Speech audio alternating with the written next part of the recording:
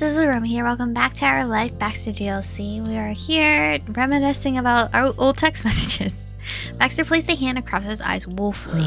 I said sincerely your friend and a text wholly sincerely. How I had the nerve to view myself as someone without any social awkwardness, I will never know. Don't worry, the statement was far more self-aware this time. I like your old formal way of texting. It was hilarious. I'm sorry, but that was ridiculous of you. You shouldn't have stopped. It's a miracle you grew out of it. It was hilarious. Thank you. Baxter's signature smirk wasn't missing from his face for long. Perhaps I stand to add a little flair to my written statements, but it was considerate of your friends to add me to the group. That's where you belong. Baxter smiled at you brilliantly. It's settled. After evening plans were set, the two of you chatted in the kitchen and prepared a meal. Baxter got to prove once and for all that even if he couldn't bake, he could cook. Over breakfast, or rather brunch considering how late it was decided that you'd go out of the apartment for a while. Not to reach any particular place, just to enjoy the act of walking itself. You finished the food, cleaned up, and went to the midday sunshine. You and Baxter wandered Prison Vista City with little purpose and zero plan. Baxter had set the direction to get away from the hustle and bustle of the city center, but that was all the thought that went into your path. There was no denying your surprise when he agreed to spend time doing this, easily at that. It wasn't exactly Baxter's style, an outing that didn't require at least a 20-minute drive. That wasn't predetermined to be exactly the right venue for the moment, unheard of, but the shift in preference was only a good thing. Pushing himself to come up with a unique activity for every moment was an unfair standard to me. Not to mention impossible considering you intended to spend many days together over the course of your lives. Reflecting on your past experiences with a full perspective, that was a pretty blatant sign of Baxter's greatest problems.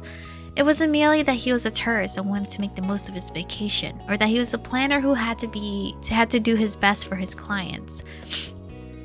Baxter flat out didn't let himself have the kind of relationship with someone where all you needed was the other person. There had to be an angle, a point, an excuse to be together. None of that was necessary any longer. Finding somewhere new or doing something unexpected was fun, not crucial. And sometimes it was nicer to do nothing besides a walk and a talk with someone you loved. Wow, it's so pretty. As the skyscrapers got shorter and shorter until they vanished and the sounds of traffic became a distant hum drowned out by rhythmic waves of the sea, you told Baxter about yourself. He finally learned your pet's name and general existence. You got to explain your career in detail and what it was like employing yourself, and you described the place you were living now, that you were no longer in your parents' home. Baxter listened with keen interest. You're very good. Now that is impressive. Thanks. Can I ask something about you? You can. Well, I'm just wondering, why are you here? You could have lived anywhere, I don't get it. That was a genuine truth. Even as an adult, Baxter could confound and mystify you. The serene smile that had been on his face for the past 10 minutes curled. Baxter revealed his secrets as smoothly as he normally avoided them. The way I saw it, after graduating, I had three choices of what to do. First, I could live in a state that I associated with my family, such as Oregon, where I grew up, or Colorado, where we often took vacations. Second, I could pick a state I had no experience with whatsoever and move to at random. Or third and finally, I could live in a state I had inhabited already and that I associated with my independent life. That would be Virginia and California. Of course. The third option held the most appeal, in my humble opinion. And while Virginia has its positives, I enjoy its forests and distinctly changing seasons. I never quite formed an attachment. It was so incredibly far from everything I was used to. I simply couldn't commit to being an East Coaster. Oh, that's okay. Baxter flicked his wrist casually out towards the wide expanse in front of you both. So that was how I found myself returning to the dazzling coast of SoCal. This particular location was intended to be only a starting point. I was coming from the complete other side of the country, and I at least knew I enjoyed the area. I expected to relocate once I had my bearings. It wasn't my intention to linger where I might not be welcomed. But who could have guessed it was hard to pack up and leave everything behind once you had silly things such as an actual apartment in your own name and a real career tying you down. Weeks passed, then months, and then perhaps inevitably, I came face to face with one of the reasons I developed such a positive outlook on the state to begin with. There he paused. You didn't know how to fill it, or if you should. So you didn't. You let it remain. He smiled, and ultimately Baxter continued. You know, It never ceases to amaze me. California is directly beside Oregon. I could practically walk there if I was industrious and stupid enough. Despite that, being here is a wholly different experience than what I had being raised in the neighboring state. Sometimes it seems as if I'm still a tourist, that I don't belong here, and everyone who passes by can smell the otherness on me. To be honest. Other days I have the confidence to think I've found my own place in the world. The eye contact between you and Baxter locked meaningfully when he spoke that line. To wrap up this long story, I'd say in the end I made the right choice. Oh, I understand, and I'm glad you think Perfect. so. I do adore when we agree. How cute. A sudden gust passed over the sea and ruffled your hair. You crinkled your nose at it. Baxter actually snorted. He'd been puttingly ignoring how close you'd gotten to the ocean, but his discomfort was swiftly replaced by a self-aware smile. How wonderful. Though as ever, I'm here paying as an absolute premium for a perk I do not even want, the stunning seaside view. Yeah, you've kept your feet dry. Exactly. Regrettable, isn't it? If you want to change, we're already here. If it's regrettable, then let's fix that. It's okay if you don't like the ocean or going to the beach. It's okay. Your reassurance softened his grin, but Baxter's gaze remained contemplative. So? I wonder if we still share that sentiment. Not so much anymore, it's grown on me. Honestly, I love it now. I think I like the oceans even less somehow. I mean, I still don't like going into the water, but I'll watch. I guess, yeah, it's the same. It's the same. Yeah, you were with him. I see. Baxter whispered, his eyes fixed on the endless blue that surrounded you. We're quite a pair. But I confess I am fairly tired of having so many regrets. Especially ones as difficult to avoid as 70% of the planet's surface, and doing so in California no less. Baxter lifted a leg to remove one black shoe and the matching black sock. He repeated the process with his other side. Then he took hold of the two sets of footwear in a single hand. He used a free hand to roll up his suit pants to just above his ankles. He was making a clear sentiment of intent. Baxter Ward would be going in that water, but not deeply. Okay. Well, we'll join him. Why not? Your movement caught Baxter's attention. He waited for you to finish before forging ahead. The two of you stepped off the sturdy concrete path onto the shifting sands of the shore. Baxter had gone up on his tiptoes before positioning himself in a dark, wet patch. He would wait for the ocean to come the rest of the way to him. It was a compromise. I didn't know you dipped your toes in that, literally. Giggles bubbled up between you and Baxter like the foam of a wave. This is a rapid progress, 10 times greater than dipping in a single toe. And on that cue, the ocean repeated its perpetual motion and rushed over the beach. The cool water shot past you and Baxter, swirling and pulling around your feet. He instinctively reached out to take hold of your wrist.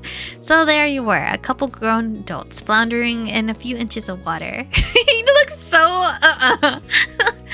But it was a sensation you had never gotten used to, no matter how long you had it with it. And Baxter never really had the chance to grow accustomed. Slowly, cautiously, Baxter let his grip on your arm slip. He stood on his own two, tip-toed feet. He maneuvered around the pads of his feet with his heels still lifted. Hey. Did you know? I almost took ballet classes rather than ballroom. Really? No way, Baxter. I didn't know that. Are you trying to trick me? No. Ugh, you jerk. He smirked completely unapologetically. Honestly. That's not true. I only ever wanted to do formal ballroom dancing. However, I'm not pretending when I say the dance hall I learned at did also have ballet lessons, and that I often caught bits and pieces of them. In an attempt to display what he had picked up from watching the other class and using the fact that he was already on his toes, Baxter made a short leap. After making a splash, he attempted to pair away in wet sand. Baxter swirled barely halfway around before getting stuck. At least he didn't trip over. For someone who acted exceedingly professional, he could be so silly.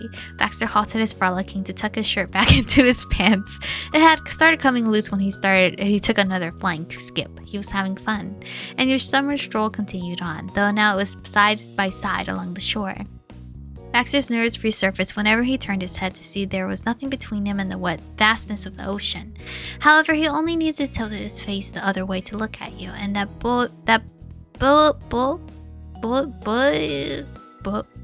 what? How do you pronounce that word? Buoyed?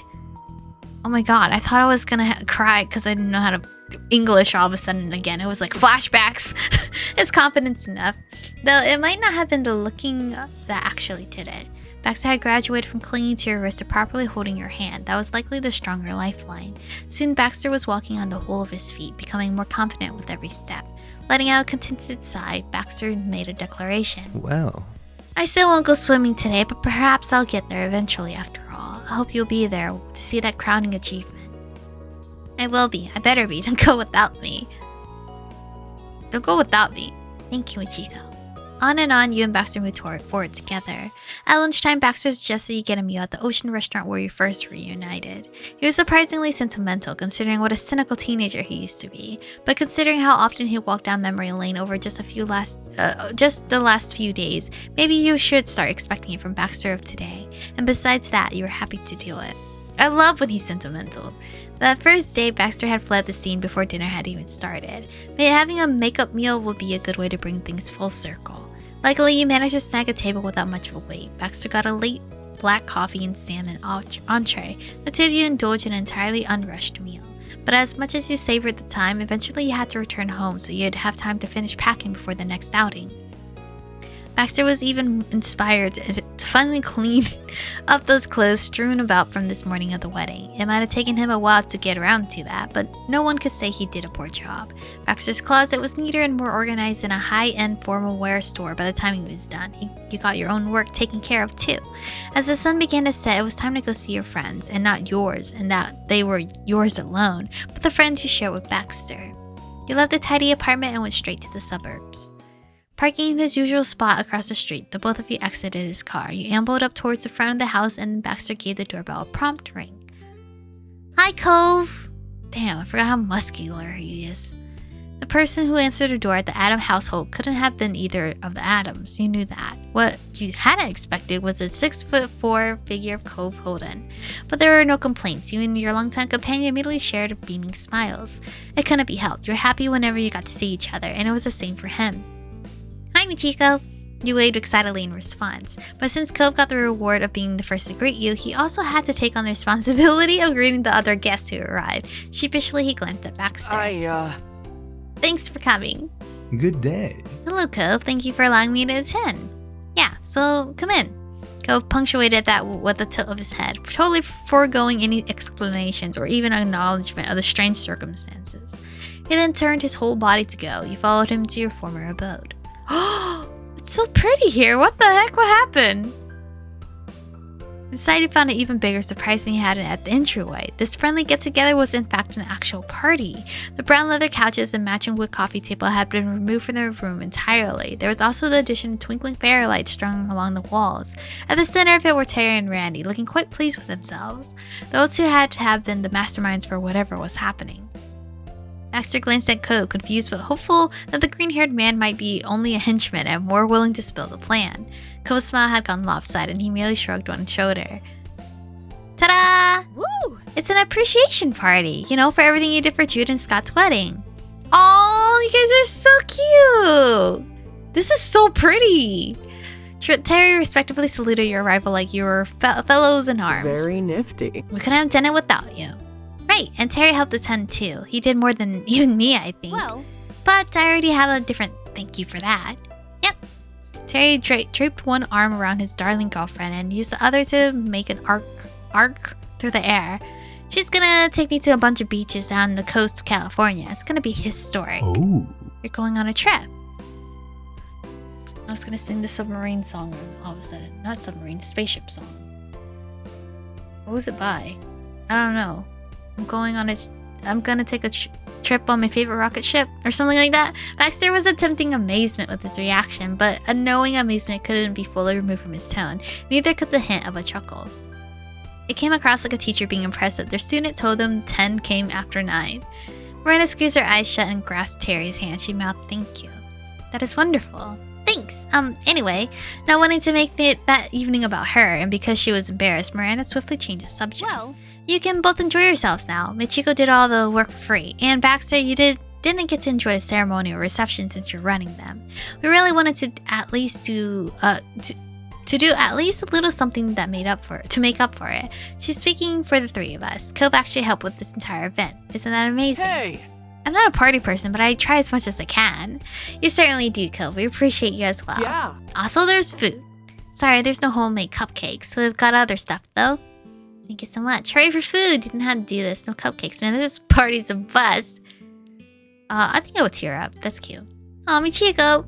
Baxter's voice softened. His disbelief was honest that time. Thank you.